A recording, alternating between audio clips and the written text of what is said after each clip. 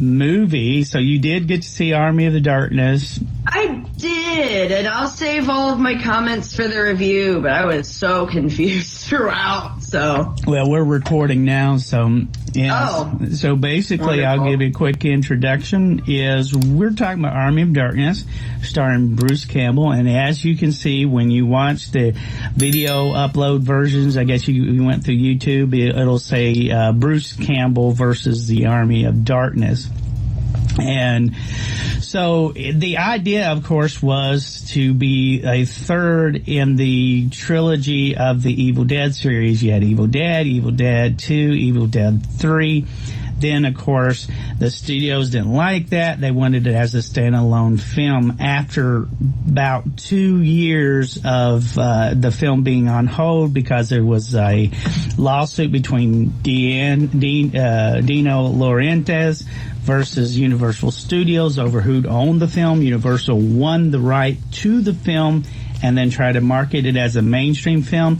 As you can see, if you watch most of the posters, it will say from the creators of Darkman, which Darkman was the first really mainstream movie that Sam Raimi did. And as you know, if you know who Sam Raimi is the man who brought us the first Spider-Man movie to the theaters, who did it right, and who had Tobey Maguire as Peter Parker.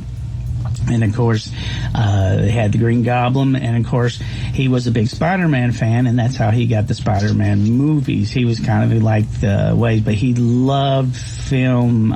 He started filmmaking when he was a teenager. There's a list of films they called the Super 8 films, which included Robert Taybert and Bruce Campbell and Sam Raimi, and they would film these cute little shorts for college. And so they filmed in the late 70s a movie called Evil Dead, just to say they could do a movie. It took about 2 years to get distribution. They bought suits. They went and borrowed the money from dentists. They borrowed money from everybody they knew in Detroit, around Detroit area. Then they packed their once they got all their movie together, they packed up their things, went to L.A. and tried to sell it for distribution. They finally found a distributor, and they sold it worldwide, and the film was a big cult hit. It was also banned in certain countries as a video nasty. But it started the Evil Dead series. 6 years later, they did Evil Dead 2 because they took the profits from Evil Dead 1 to Evil Dead 2. They took the profits from Evil Dead 2, tried to do Army of Darkness, but it ended up being a more major motion picture film. And so Army of Darkness... Compared to the other two? Yes, the other two were basically independents, if you will. And Renaissance Pictures, which is what Sam Raimi and Bruce Campbell, Robert Taybert calls their studio.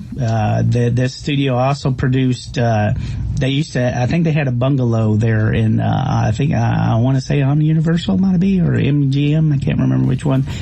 But they also produced show Xena, a warrior princess, and they produced that show. They produced Hercules. That was another one of their shows. And those were semi-hits on syndication, which was a really brilliant idea. So that's where you get from there, and you get Army of Darkness. Like I said, everything's changed now, movie studio wise. So, first time watching Army of Darkness, what did you think, Lucas? Okay, before I say what I thought of this movie, I've seen the remake of the first Evil Dead. And whenever I watched it, it was with Webster and Alistair at the Banner House when we were like 12. We were babies, and I remember it scared the crap out of us, but I loved it so much. I watched it beforehand, and I brought it to show to them, and they were younger than I was. So if I was about 14, Webb was probably like 12. And I remember it scared us so much that we had to go up as a group to go use the bathroom. Mm-hmm. So it was a good film. It was a good film. That being said, I expected this to be a lot more similar to that. I expected this to be like a horror film, especially with the intro showing how it was connected. And I was like, oh, this is going to be great. So as soon as he drops into this new world and everyone's cracking jokes, I'm like, what is going on? I was like, is this the right version of the film I should be watching? And like, as like we progressed on, it kept getting wackier and wackier, and I was like, no, this has got to not be right. But it was, and I mean, I liked it. I really did. I just really expected it to be a horror movie, especially with the name Army of Darkness. I was like, oh, I'm not gonna be able to sleep tonight. Yeah, but it was honestly, and Bruce Campbell, okay, as a younger person who's seen newer movies, his role reminded me so much of all of the Jim Carrey roles. So I was like, look at this guy literally being Jim Carrey over here. It was wild. Yeah, and like I said, it would be probably, they probably started making that 87 or 88 and then got the release in around 1990. But I remember the ad campaign, and like I said, everybody loved the poster, everybody liked the ad campaign. The thing is like I said, they just gave up on fighting anything because the film was put on the shelf for such a long time, and they were like, oh, we're going to call it Army of Darkness. It's not going to be Evil Dead 3. You're going to have to reshoot the ending. And they were like, whatever, dude, we just want to get it out there, you know? And it's like, that was the whole thing, is the studio did not want to tie it to any of the Evil Dead series. And one of the biggest blows was they wanted to give it an NC-17 rating. And that was another fight they had to do. It's like, what do you want us to take out to make it, it got an R rating, of course. And they said, what do you want us to take out? They wouldn't even give them a straight answer. It was like, and the reason is because the first two films were not rated because they were independent films, and you don't have to rate an independent film. And so this one being a major motion picture, you got to have a rating on it, so we'll release it for you because they're dependent on them to distribute it. And so it's like, they put NC-17 as like, oh, you might as well kill the film. Nobody's going to go see an NC-17. Like, no. and especially marketed the way it was, because like when I saw it, I knew. I guess one thing too is I didn't hear Evil Dead or Evil Dead 2. Those films were like late night films, and like I said, we talked about in the previous shows is you'd go to like Litchfield cinemas or your local places. If you got a big city, like it doesn't happen in smaller towns. You smaller towns may not understand what we're talking about. But if you go to bigger cities, they'll have these theaters that have like after midnight showings of films, and usually they were like Evil Dead 2, and then eventually they would have, of course, they would have the late night cable showings. And I think the first time I saw Evil Dead, the first one, not the remake, but the first time I saw the first Evil Dead, it was on late night cable, and I was like, what the heck is this? Because there's that scene where he's fighting the skeleton with a chainsaw from the first one, and you're like, what in the world? And there's a little comedy there, and the whole idea was, and that's how reason why they started getting funnier, is because when he fought, his wife dies his girlfriend dies in the first one, right? And he's trying to kill her because she comes back because the Deadites have possessed her. And it turns out to be a funny scene, the way it's shot. And so they just eventually, like I said, the first Evil Dead, if you watch it, I can watch Evil Dead 2, I can watch Army of Darkness. I recently watched Evil Dead 2 not too long ago and just enjoy those films. But the first Evil Dead, it's tough for me to watch. And people say, why is that? You try being alone in your bachelor pad at night and watch Evil Dead by yourself in the dark. Like I said, and the boys were so shook, and that was just the remake. Yeah, and it's scary because they do a lot of things with sound that is unique, and it scares you. The camera angles, the like flying forward stuff. It's a masterpiece, honestly. I love that movie so much. much. And I'm a complete scaredy cat. I can't watch horror movies unless I'm with people, but I love that movie so much. I haven't seen the second, but I think I should. Well, and like I said, Army of Darkness is basically, like I said, it's standalone, which is a shame because it was, should have been connected. Because like I said, when Evil Dead 2 actually sets up Evil Dead 3, kind of like Empire. I have a question for you. I don't know if you know the answer to this. So, I know Evil Dead and Evil Dead 2 are a thing and Army of Darkness are a thing. Where does the series of Ash versus Evil Dead come in? Is that's related, right? Right, yeah. And now this guy is Ash, so is it supposed to be this guy from Army of Darkness? Yes. And that's where it comes from. Because like I said, and that's the whole thing was, like I said, if you go back to our previous thing, people were like, after Army of Darkness, it created a whole new brand of fans. Because what they were going to do is... The psychos. Well, me. It's like... The psychos! I was... And I'll tell you, this is so funny because I was like... I knew about the film, and my boss, he never could drink alone, right? So he'd always invite me to some place and get together because I have to watch it. I'm not a drinker, right? So I have to keep an eye on him that he didn't drink too much. And so one day he said he had a big, large TV, and him and his wife would watch movies. And she'd make these powerful drinks, and they were so powerful. A friend of mine, he said he took one sip of one of her drinks one time, and he just got drunk off one sip. That's how powerful drinks she made. Oh my gosh! What, did she not do any mix-ins? I guess not, but that was kind of what their lifestyle was, and right. So, that makes sense, though. And he warned Chad. He said, "Chad, don't." But he had a copy of Army of Darkness, and he said, "You can have. I'll lend you any movie you want to watch. I'll lend it to you." I said, "I'd like to see that Army of Darkness," and he just started talking about it, blah blah blah, how he loved it and everything like that. And I said, "Okay."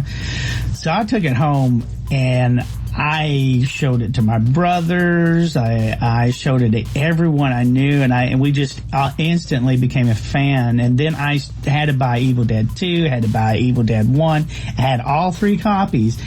And then they came out with the Army of Darkness collection, which included the original Sam Raimi version and the original Army of Darkness thing. And I don't think I would like the Sam Raimi version. I'm sorry. The Sam Raimi version is slower. It is not as funny. And it is... Army of Darkness? Yeah, it's called Evil Dead 3, I guess you would say. But it's very slower. It's more serious. So a lot of things are taken out. The editor for Army of Darkness is, to me, what won the film. Because he took that film and he took all the shots that Sam just kept the film rolling, okay? So he had tons of footage because he was using digital for the first time, and it could just shoot all day, basically. And they would shoot all day. The special effects people were working like the entire time. It's like this film took 3.5 months to make, okay? But in that time, no one took a break. And the special effects people didn't take a break. The actors did not take a break. Bruce Campbell said he said it was the most grueling shoot he ever been on. And of course, Sam was so excited to get his vision put on set because he had already a storybook of photo ideas of the film, right? So he just showed it to the special effects. It's okay, buddy. I want this and I want this. Can you make this? Oh yeah, we can make this. Can you make that, buddy? Do that, buddy. And so that's how Sam talks. And so they would just shoot 30, 45 days. That would be 105 days, about 105, 115 days of nonstop, no breaks. Like I said, Ash would have to be in, Bruce Campbell would be in several makeups. So he would get done shooting, go to his trailer. He says, soon as he'd lay his head on the pillow, he'd hear, and he said, "What? It's time for makeup." And so he would just, and I guess he would probably almost fall asleep while he was getting the makeup applied because it took 2 to 4 hours. This is before digital. As you can see, this is right when it was transitioning to digital special effects. Like I said, this was digital shooting, but right before they did digital. And they cleaned up this film pretty good because back in those days you could see the projection more because a lot of this is done through projection. I was thinking of how clean it was for a 92 film. I was like, this must have been remastered. Oh yeah, they did clean it up really good. Blu-ray is awesome. And of course the HD people, they just do really good and what's going on. So really quick, I guess we can go over this plot. Lucas, tell us a little bit about this plot. Okay, so does it leave off from the second, because I didn't watch the second. Basically, it starts off with the introduction that, like, me and my girlfriend who work at S-Mart, I remember that, we went on this getaway to this cabin in the woods where this guy was going to experiment with this, like, voodoo book that was, you know, evil and people died, and then now we're going there, and then my girlfriend died and I had to cut off my hand because it got to me, and then I got dropped into this random world. I don't know if he got sucked into the book or what, but, like, I can't remember. I think he just shoots him into this other world with his car, and he wakes up and there's like armies of who was it? I know there was Henry and King Arthur, I think, was there, and he's just like, yo guys, I don't want any trouble, like I don't know where the hell I am, and they're just like poking at the car like, what is this strange armor? And I'm just like, well, what is going on? That was the first joke where I was like, what? Yeah, that's, and as you watch this, you'll notice more of the humor as you watch it. But yeah, he gets captured by, well, my understanding, they called him Lord Arthur. He's supposed to be predecessor of King Arthur, whatever.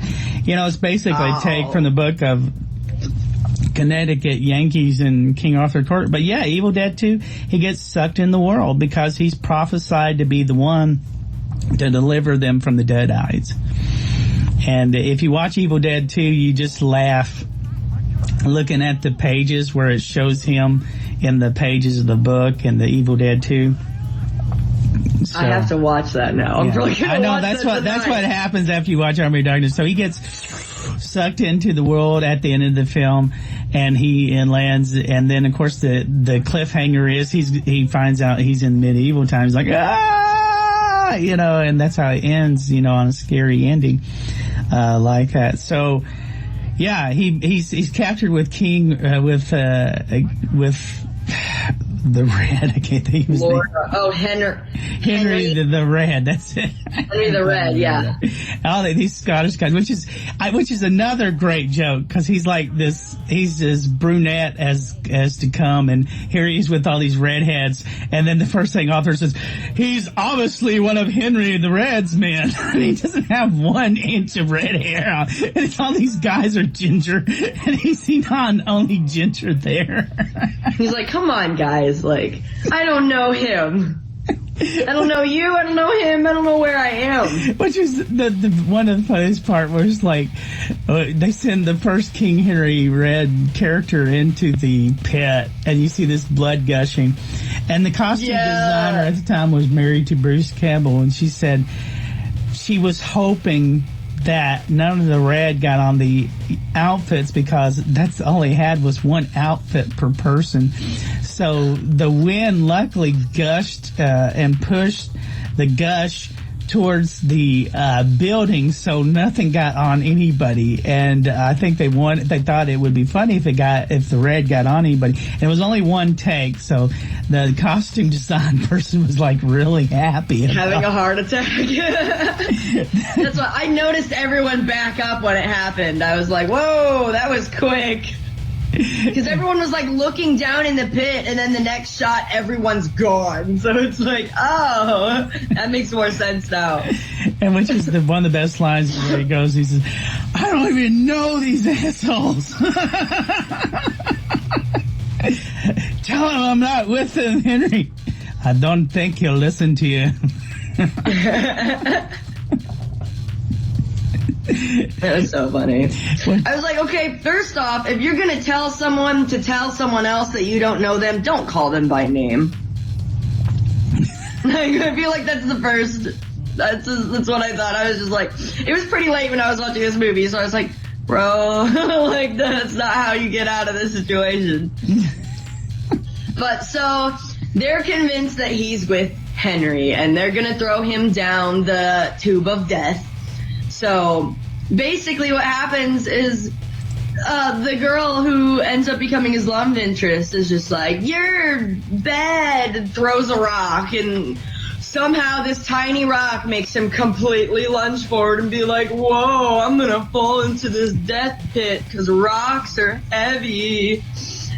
So he falls down, and there's like this water. And what this reminds me of is the Star Wars trash compactor scene where you're in the water and the walls are closing in, and he's fighting this like dead thing and chops it with his I almost said hammer-sized chainsaw, and rides back up on the chain. And as soon as he comes back up, everyone's like, whoa, nobody's made it back up the death trap before. And he's just like walking around going like, you want some of this? You want some of this? And he's just going up to everyone. He pushes Arthur. He's like, or not Arthur, he pushes Arthur out is what he does. And then he goes up and he's talking to the guy who was whipping him on the way, and he's like, takes over, he's like, you want some of this? And at this point I was like, there's no way that this is the same movie I'm supposed to be watching. Of course, we get the famous S. Smart speech, which was one of my favorite. And of course, oh my God, I couldn't believe that. That was so funny. I was like, why are you doing this, dude? And as someone who has been a stock person, I don't know what they call them now. A person who puts up stock. I loved it. My favorite part is when he was like, this is my boomstick. About 109 retailed at S Smart. Shop Smart. Shop S Smart. You got that. It was so funny. And all these people are like, S Smart, is this some kind of prophecy? What's going on? You know, they're like, I don't know what's going on. And they're like, nice boomstick, bro. This is my boomstick. And of course, you'll hear me use language like that, and that's really when people when I was watching this film, I was like, this has got to be where you got all of your humor. Well, yeah, a lot of it is where, you know, I developed a lot of this because it was like and that's the thing. It's a shame that, you know, this wasn't their vision entirely, but it just came out so great. And like I said, when I'd go to the video stores, everybody I'd talk to is like, so what's your idea for an Evil Dead 4? Well, it'll be like this and this and this. And, because I had my own vision of what an Evil Dead 4 would be like. The video guy who was behind the counter had his own idea of Evil Dead 4. Oh gosh, I wish you guys lived in a time when you could go to those video stores and just hang out. And I remember going as a very young child. Yeah. Like, honestly, it must have been gone by the time I was 10. Yeah. Well, I mean, it just got to be like, at one time, it was the same way with the music stores. You know, you'd go into the music stores and like, which at the time, then they had the resell CDs. And you just hang out and just talk about music all day. And you'd be like, it's not like Kiss and whatever. You talk about Beatles, whatever. And it was the same thing with the video stores. You had Blockbuster, which was the chain. You know, it was like, and you'd have the girls come in there so cute with their little blue and khaki pants and everything. If you just want to get in and get out, go to Blockbuster. But if you want to hang out, you go to the local ones. And there'd be two of them. You know, they'd be like you had the mom and pop ones, which were usually they had you had the tanning salons, and then you had video stores, which I never could understand the connection. Like they ran the tanning salon and then they ran the video store too. And it's side gigs, bro. Yeah, and that's usually where it was in the small towns. But then you go on the edge of the county, like you find places like Movie Hut or Videorama or something like this. Family Video. Oh no, not talking about Family Video. There's nothing family about these places. Family Video was like you take That's your the family. only existing blockbuster-esque place that I know exists at this point. Well, there's Family Video, right? You're exactly right. And people tell me you need to go out there. No. I'm not going to get off my butt just to go pick up a video. I can do it all on. Yeah, we literally have the internet for that now. As bad as it is. I hate to say, I sold my entire video collection. And I made hundreds of dollars off of some of them because they were rare, very rare. And it's like, people say, why would you do that? To make room? It's make like, room, to make money. Make money. So I don't own, some of them that are left. There's DVDs somewhere, but it's like, I'm not, into collecting. Not near the collection you used to have. Oh, no, because I don't know what a DVD player looks like. I have completely forgotten what it looked like. It's like, you watching a movie night? Yeah, is it? And it's like, you and I, our biggest disagreement is it Netflix or Amazon? I'm like, well, yeah. Can I find this on YouTube? Yeah, and it's so tough. Like people say, why don't you get Netflix? Because I'm not going to spend $30 to watch one film. Because I'll spend the rest of the time on Amazon Prime. I mean, it's like once you get to the shipping level that I have on Amazon Prime, I don't pay for movies. Yeah. Everything's included, so I just turn on Amazon when I want to watch something. I watch Army of Darkness for free, and I watch Evil Dead 2 for free. So basically, like I said, you go to Movie-Rama, and you get down there, and they'd have like freaky cult films. And then you could sit there and talk about, so what's your Evil Dead 4 like? And we would just sit there and just talk about how we just write the entire Evil Dead 4 out there. That's so cool. I wish there was like communities like that nowadays. I mean, I guess there is, but like, be like a blog site where everyone's talking to like their screen and weird trolls come up and they're like, oh, my Evil Dead 4 would have all naked chicks. And be like, okay, get out of here, bro. Man, no, we didn't have no naked chicks. They were like robots, and there was like all that kind of... put them in the future? Well, that's the whole thing. That's the alternate ending was that and we'll get into that later as we get in the plot. So basically, Henry the Red, he lets Henry the Red go. And so from there, he wants to go back home, right? And so he calls him the Wizard Spinach Chin, and and Spinach Chin tells him, well, for you to do this, you're going to have to go get the book. He's like, I don't want your BS. I just want to go home. And of course, we get the interaction with the female character. Now, Sam and Bruce fought to have this lady in there because Dino Laurentiis wanted this chick that was well endowed that couldn't act her way out of a paper bag. Oh no. Yeah, he thought she was a British actress. She was Britishly trained actress. And they were like, no, we want her. She's a good actress. She can read lines. And they said, well, she doesn't look good enough. And they were like, so they did everything. They said they put a corset on her. They made her up. They did everything in the world to make her as beautiful as possible until he resorted to let her. Being like, fine, we'll use her. Yeah, finally use her. But it's a shame too, because she's a pretty good actress. It's not like, and it is tough if you are an actor. If you're a good actor and you are like got this chemistry with someone who can't read lines, which like when I was a kid, actually I was the best reader in my class, right? And it was so tough because no one could keep up with me, with pacing and everything like that. And it's like, you couldn't tell that now, but yeah, there were so many kids that were just like. And then we get to talking to Spinach Chin about getting him back and what they're doing. They had this great Steadicam scene where they're fighting, which is kind of funny because right when he kills the hag, which is played by one of the most beautiful stunt women ever, which is Patricia Tillman. And I love her death. Really? Yes. Why didn't they have her as the main girl? I think my theory is that she probably didn't have her SAG card at this time. Might be. And probably this British young lady was probably a better actress. Patricia, tell me, if you want to see her in action as a actress, she is in the remake of The Night of the Living Dead.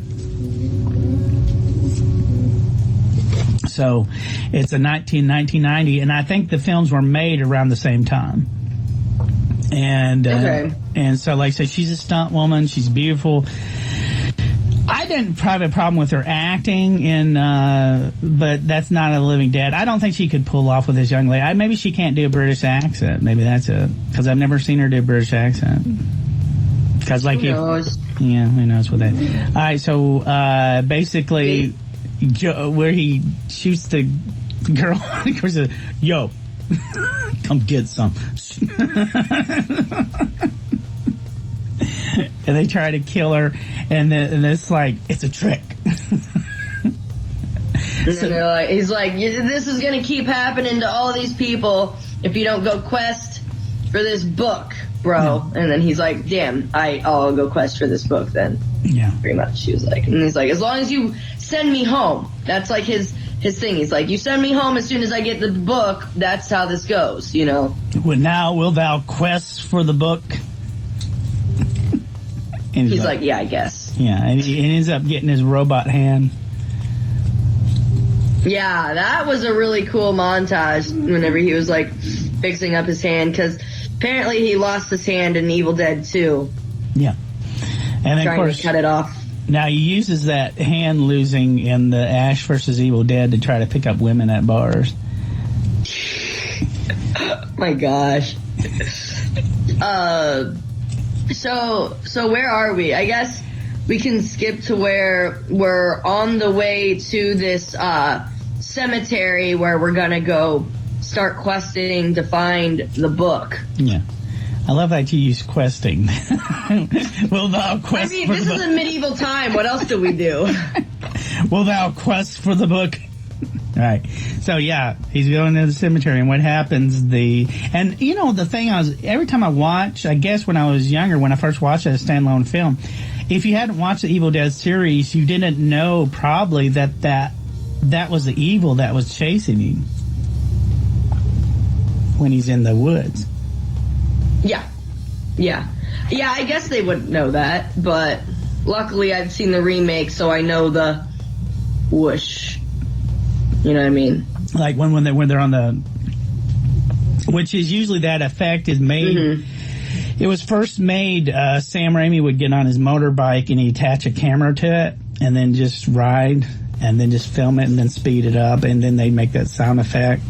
And then that was cool. I liked that. Yeah, it's a great effect. And so he runs into a lighthouse, and they do a great forward projection type shot, which is what they did. They actually put a miniature 3-foot lighthouse in front of the camera, and they have him running in the back, so it looks like he's going into the lighthouse.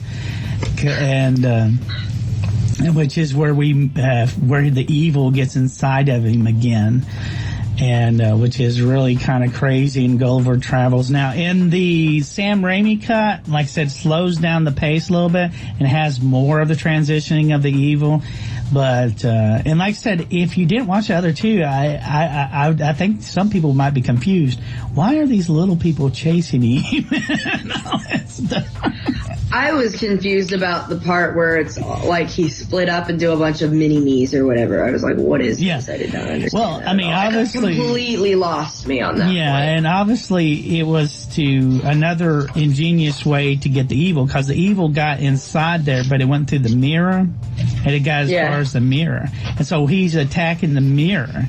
The evil is inside the mirror, and he breaks the mirror up. But now the mirror... And then it splits into a bunch of different little... Yeah. And now the mirror needs to get inside of him, and they trick him into doing that. So basically, those little people are just mirror images of him. And I thought that was a pretty unique idea. Is just like they throw they threw the mirror down, and the mirror breaks, and now it's little bitty mirror pieces. And I thought that was really interesting. I would have been like, oh, damn, like, can't undo that, you know?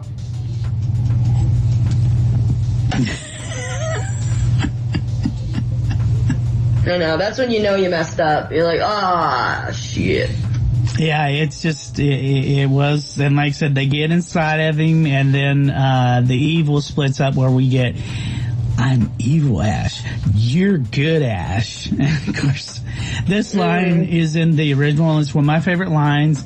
Good, bad, I'm the one with the gun, and I used to say that. I think I've heard you quote that before. That's when I heard it. I was like, and of course, if you watch the Sam Raimi version, that part is cut out, where it's not good, bad, I'm the one with the gun. It's something else. It's basically something else. It's not as funny line, and I missed that. So that's one of the reasons why I don't like the Sam Raimi version. And that one's 3, right? Yeah. Well, it's still called Army of Darkness. You just have to get the Blu-ray version where they would Yeah, I like the version I watched. It was towards the end. I felt like it was really reaching for the jokes, but it might have been because I was a little tired. And honestly, okay, so like, where are we? He finally gets to the place where he has to pick up the book and chant the little words before he picks the book up, and he chants the verse 2, and then he's like, oh God, oh no. And then he just kind of like, he says the other 2, and he just kind of like incoherently mumbles the third one and picks up the book, and he's like, oh, I did it. Whenever we go back, we bring it back to the people, and it's like, hey, yeah, I got the book, send me home, let's go. And they're like, he chanted the words right, and he's like, something like that, yeah. And they were like, bro, you doomed us all. And he's like, but you're gonna send me back, right? Like, yeah. I was like, yeah, and then they're all like, yeah, bro, whatever, you're obviously not the chosen one. And he's like, but now I want to be the chosen one. So... I love the fact that he uses the word pillow talk. He says, Sheila, that's what we call pillow talk. And then when he calls her a coward, it cuts deep. And then we get something that adds to the scene is where we have the hag on the wings that picks her up and takes her, and so, of course, because he did not say the words right, and of course, this is an homage to one of the greatest films in the world that talks about the it was I can't even name it. It's a science fiction film, but he has the young lady go to the robot. Now, when you go to the robot, say Klaatu, Varaktu, Nektu, and you should be able to control the robot, and you don't have to worry about it killing you. And so they take those words, which is really brilliant, and you must say the words Klaatu, Varaktu, Nektu. Of course, I love when he gets up there and he says, Klaatu, Varaktu, Nektu. There, I said them. Pretty much, and then it's like the like lightning starts rumbling, and he's like, I said the words. Like, arguing with the lightning. I'm like, bro, what do you think that lightning should be like? Oh, you're right, my bad. Stop lightninging and raising the dead. You're right. Go on. You're good. Did you say the words correctly? Not every syllable. Something like that. Not every syllable, but like, we're good. And of course that's like me. That's like me doing my Japanese homework. I'm like, yeah, it turns it in. Klaatu, Varaktu, Nektu. But like I said, yeah, I enjoy. You know, that's part of it. And then of course, like I said, to speed up, the winged hag flies off with Sheila. And of course, that's where, you know, like I said, we watch Road Warrior, and every time that scene where they're ready to give up, I think of this movie, because it's the same thing where it's like, we must run to the hills. Like, okay, bro, you have fun with that. You're gonna die anyway. And then, of course, that's where he does his great speech. Go ahead, run to your mamas. I'm through running. Just me, baby. Just me. and of course he explains to get King Henry's men to help them. Now they cut out a scene where he was supposed to go get King Henry, not King Henry, but Henry the Red's men. But again, it's cut out, but I think it explains that, and then of course they had a messenger look out that when the Army of Darkness is coming, we can assume that that's probably how they communicated with Henry the Red, Mm-hmm. Whatever. I don't think it hurts it. And like I said, this film goes by really fast. It's just... One thing I gotta say, I don't know if he was like one of the majors of the Army of Darkness or something, but it was the guy with all the holes in his face. And I have really bad trypophobia. I don't know if I've ever told you that, but every time it would like pan to him on the screen, I had to be like, I couldn't. I was like, oh my God. Like, and this was, when did they film this? In the 90s? So it's like, obviously, I knew it was makeup. This was filmed in the 80s. This was filmed in the 80s. Yeah, and right, it came out in the 90s. Yeah, oh my God. But every time they would show him, I would be like, bro, it's stage makeup. All the other skeletons are so, like, grossly animated. There's no way it's real. But every time they'd pan to him, I'd just be like, oh God, like I couldn't. I was just like, please stop. Yeah, and I was surprised. I was watching the behind the scenes and all this, and I was surprised that some of the parts are played by Bruce Campbell, but there was a guy who who ended up playing Evil Ash. And, his first audition, he quoted he said, can you do a British accent? So he quoted the Jabberwocky, and then he became Evil Ash. And the blacksmith there is a longtime friend of Bruce Campbell and Sam Raimi from Michigan. Mm-hmm. And if Sam had told him, he said, I'm going to put you in a film, buddy. I'm going to put you in a film. Just wait. And so they caught him up. And then they said, of course, he was a swimmer and everything. He's like, he said, I can really play this part. And he pulls his shirt off and he shows his guns and everything like that. And he said, Sam's like, yeah, sure, whatever, dude. As long as you want to be in it, nothing more than. And so he got his SAG card and started to move down to Hollywood because he didn't have any other place to go, didn't have any family attachment in Michigan. So but he's like, I'll lend you my steel, And of course, Ted Raimi plays about 4 parts in this film. Ted is, of course, Sam Raimi's brother, as many of you know. He also is Joxer in the Xena Warrior Princess, and a lot of people don't understand. I had the entire series of Xena. It has Bruce Campbell in it. It has Joxer in it, and it has Gabrielle and all those people. Just wonderful characters. So, and the funny thing is you don't remember who Ted Raimi is until you watch Xena, the Warrior Princess. You see Joxer. Like, it's Joxer from Xena and the Warrior Princess. And I watched it. I had that entire series, and my girlfriend's like, why do you watch that show? Only lesbians like that show. Oh my gosh. I did. It was hilarious, and it was a great show. I liked it better than Hercules. And I had an entire series. And of course, the one thing is the one evil chick that would come up, the blonde hair with the brown eyes. She was like, oh gosh, she reminded me of my ex-girlfriend. That was like really bad. Oh no! And because she just looked like her. She was evil like her too.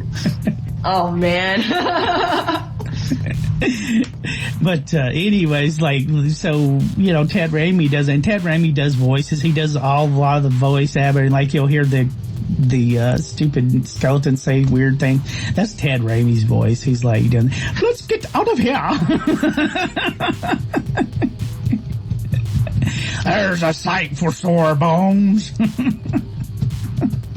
I couldn't, man. Whenever the skeletons like started, I was like, what is this? What are we doing? Yeah, and this is like right before the CGI stuff. This is like, and that was another thing which was so sad that they held this film back, because at the time it would be towards the ending of an era, which it is. And like I said, they were releasing another version of Night of the Living Dead, which was done by Savini and like I said, Patricia Tallman. And gosh, I wish she was in more movies. She's beautiful. She's built. Like I said, she's a stunt woman. And one thing about Patricia Tillman, if you do go to horror conventions, she's like one of the few females, like if she talks about horror films, you better listen, because she knows her stuff. And it's like, I mean, I've seen these girls that did one horror film where they were like the girl chased in lingerie. They don't know, they don't care about you. They wish you were dead. Patricia Tillman's not that way. Patricia Tillman knows about midnight movies. She knows about horror films. You better listen when she talks, because she knows her stuff. And because, I mean, this is probably, that's the reason why to me, if I was casting a horror film, like, she's in it. I don't care what she plays, she's in it. You know, 'cause like I said, you know, she does makeup, she does without makeup, it don't matter. And like I said, just at this time, like I said, she does a great documentary about Midnight Movie Host, which is, I suggest, it's called The Great American Scare, I think, or American Stories, something like that, but she's in it. Yeah, this, like I said, one thing Sam was happy to do was the skeletons, since we were talking about the skeletons. And I don't know how, because you guys, like, your age probably, you haven't watched Clash of the Titans or say, not the new Clash of Titans. The one I lived under a rock until you adopted me. So. Well, it's kind of hard too, because you probably weren't born, but there used to be Jason and the Argonauts. And Jason and the Argonauts was who was done by Ray Harryhausen, and there's a skeleton scene there. And of course, Sam Raimi was a fan of Jason and the Argonauts, and so what they would do in school, they would set up a projector and watch Jason and the Argonauts. And again, in the 70s, y'all, they didn't have access to like VCRs like we did when I was a kid. In the 70s, it was like like I said, I remember when I was in kindergarten, them setting up a projector and then a tape recorder for you to watch a film. And so that's how they did it, and they watched Jason Argonauts. So he wanted to do this scene like Jason Argonauts, and that's how he got the skeletons thing going on. And that's fine. It's cute. It's nostalgia, I guess you would say, with that. So I liked it. I thought it was pretty cool. Yeah, it's something. And so, like, they're attacking the castle, and which is what the Army of Darkness people do. And of course, Sheila's turned bad as well. So let's go into attacking the castle. But before we do attack the castle, there's a montage of him training, if you want to go over that as well. That was cool. Yeah, basically, man, I can't remember too much of it, but all I remember is because I was starting to almost doze off at this point, but I remember him having the like spears and being like hua, hua, and then everyone else being like hua, hua, and he goes nice or something like that. And I'm just like, what is going on? Well, it reminds you of like martial arts class. Right, it reminded me of, you know what it reminded me of is like the montage in the Mulan film where they're like, I'll make a man out of you. I'll make a man out of you. Yeah, pretty much. That montage would have been so much better if they just put Disney songs to it. I'm holding out. Well, with Universal, yeah, it's Universal. You'd have it at Universal. I wonder if there's an Army of Darkness thing at Universal Studios. That'd be way cool. I actually I think it's March. I'm planning on taking a trip to Florida potentially. I don't know. It's either that or I'm going back to Tokyo in July. We'll see. Man, dude, there's so many rules. I don't know what's going on. And this film itself, it released in Japan. I think it's called Ash from S-Mart. So if you... Is it really? Yeah, so if you go... That's so funny. Oh my god. And in fact, if you look at the Japanese poster for this, if you want to look it up, I believe... I'm going to go to all the video stores and try and find you this movie. Yeah. And it'll have him in his S-Mart outfit. In fact, they say in the Sam Raimi version, he shot more S-Mart scenes to make it more S-Marty. But anyways, an S-Mart, by the way, folks, in real life is a super center. Oh, it really exists? Yeah, from Mexico. Nice. Yeah. So, okay. What's going on here? So the Army of Darkness is attacking the castle now, right. Basically. Wow.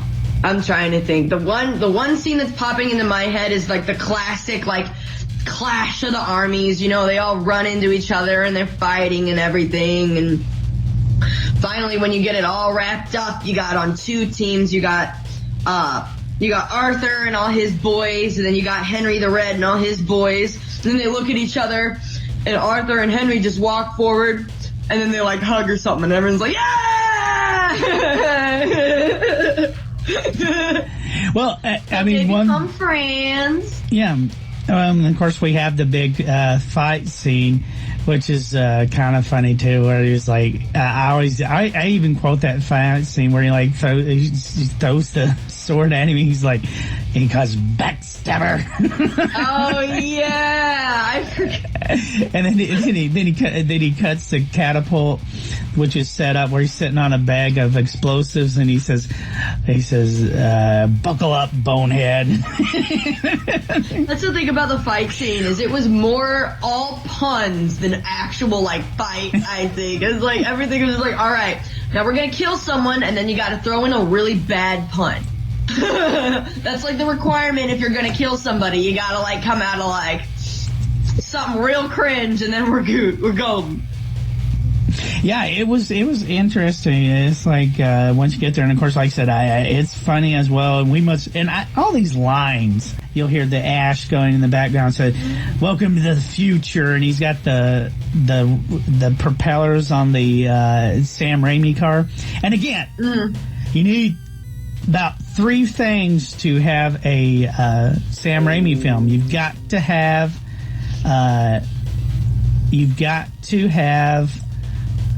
the car, which is the Sam Raimi car, because if you go to Spider-Man, that's Uncle Ben's car in Spider-Man. Yeah! Oh my God, I know. Wow. I didn't even realize that. Yeah, and then number two, you got to have Bruce Campbell in it, also to be a Sam Raimi film, and Bruce Campbell is the guy who announces the fight between Macho Man Randy Savage and, of course, Spider-Man. And I think he said he wanted human spider. Yeah, that's what he ended up saying. Yeah. Well, he said, Tobey Maguire said, what do you want to call yourself, kid? Tell him I'm the human spider. Yeah. Spider, that's not gonna work. So-and-so versus Spider-Man. And that's what he's saying. And that's Bruce Campbell. He's like, I'm not Spider-Man, I'm the human spider. And he's like, good luck, kid. Like, you gonna die anyway. Like, good luck, kid. And that's Bruce Campbell. And so... Wow, I didn't know that. That's so cool. Was he in the other ones too, then? I know he's in Darkman. I'll have to look that up later. I think oh yeah, that's right. He's the French, in the third one, he's the French maitre d', that's right, in the restaurant, you know. And of course, a lot of people think that the Spider-Man 3 killed the whole superhero. I love Spider-Man 3. They can all shove it. I really don't have any problem with it. I like the first one and the second one. And the third one, it's just, you know, a lot of people had problems with it because it was too lighthearted. They thought it was too lighthearted. They were like...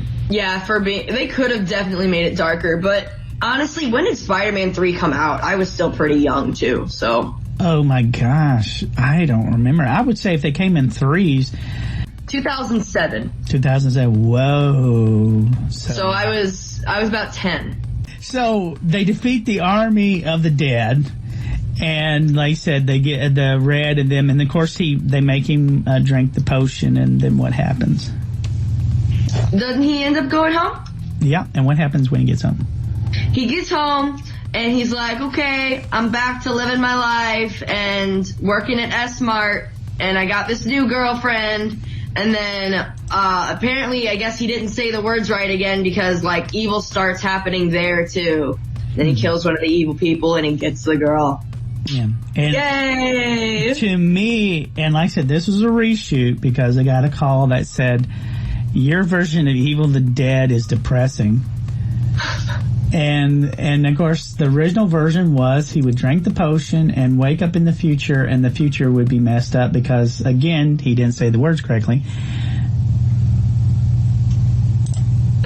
They should have kept that, honestly, because it would just set up for more. Well, I thought S-Mart was perfect setup because I would have had him go from S-Mart to fighting the Evil Dead on the outside. And I think there's a game called Hell the King Baby, and that's how it starts out, which was great. There's got 2 video games from this, though. Army of Darkness. I think Hell the King Baby is the good one. I'm not for sure. Or I think is it Army of Darkness. I don't know. There's one where he goes in time in Detroit, and there's like different Deadites from different time eras, which is really, really cool. And I love that video game. And that was like, man, you gotta have a sequel sometime. But he was doing all the video game voices and all this kind of thing. But like I said, they had problems with the studio. And of course, like I said, because of them having to reshoot this, they did that. And because of all the fight they had, they were like, I don't want to do anymore. And then it's held up because of legalities. I'd be so mad. I'd be so mad. And they were. And it's like you said, the film came out in 1990. It probably should have came out in 1989. And I think it would have done better if it came out in the 80s. 90s it changed things. I mean, first of all, we weren't wearing long pants anymore. We were wearing jorts. You know what a jort is, huh? That's great. Unfortunately. It was the 90s. It was a different time. So, who do I recommend this film? Anybody. I recommend this film to everybody. If you want to become part of the Coconut Daddy cult, it's one of the requirements. I like that Coconut Daddy cult. That's us for sure. Yeah. Did you introduce this to Alistair? Alistair would probably dig it. Army of Darkness? Yeah. No, he had to go get drunk in Illinois. So who would you recommend this film to? Oh, man. Someone who needs a laugh, someone who likes puns, someone like you. Oh, I like puns. Is that what? You love puns. You do. You're very quirky in the best of ways. In the best way. I'm glad to have that. I was watching videos of. If you're gonna have fun, then what's the point? You know what I mean? Exactly. That's the whole idea, and I think that's what drives people nuts. All right, so you would recommend this film? I would recommend it. You guys check it out, and of course, there's no Army of Darkness 4, Evil Dead 4. There is Ash versus Evil Dead if you want to see the continuation of what happened afterwards. And one of these days, have you seen the series yet? No, I've seen a Netflix part of it at one point, but I was it was my boyfriend was watching it as I was dozing out, so it was years ago. Yeah, crazy. Yeah, I saw the first episode. I may, now that it's over with, I can watch all 3 seasons, which is good. Who's your daddy? Baby. A Baby. A grill! Baby. A Baby. A grill! Baby.